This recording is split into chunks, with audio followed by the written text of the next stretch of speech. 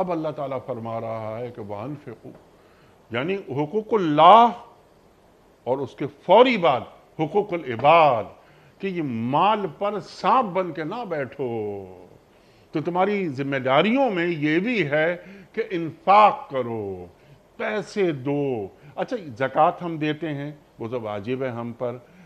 انفاق ہے، صدقات ہے، خیرات ہے، نظروں کا پورا کرنا ہے، یہ بھی کرتے رہو تاکہ دولت سے محبت تمہارے دل میں جگہ نہ بنا لے. کیا ایسا ہے؟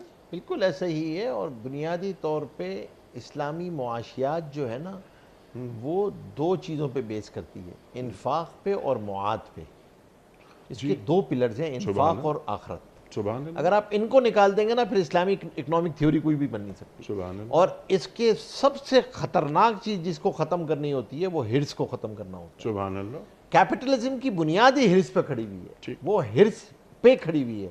تو یہاں انفاق جو ہے کہ اصل بات تو ہے کہ خرچ کرو بابا، خرچ کرو. اور وہ کسی بزرگ کا مقولہ ہے کہ یہ پیسہ ایک ایسا دوست ہے تمہارا، جب تک تم سے جدا نہیں ہوتا تمہیں نفع نہیں پہنچاتا. آدمی کو اور دنیا اور آخرت کا نفع تم سے جدا ہونا ضروری ہے، مال جمع نہیں کرنا ہے.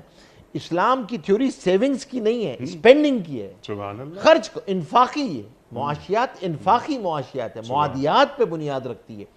اور انفاق میں بھی اللہ تبارک و تعالیٰ نے کیا فرمایا، اللہ اکبر. آپ دیکھیں اللہ نے اس میں بھی ہے، یہاں بھی ہے صورت میں، کہ اللہ نے اس کو قرض سے تعبیر کیا ہے کہ یہ تم ایسا ہے جیسے اللہ کو قرض دے رہے ہو. وَمَن يُقْرِضُ اللَّهَ قَرْضًا حَسَنًا، کون ہے جو اللہ کو قرض دے؟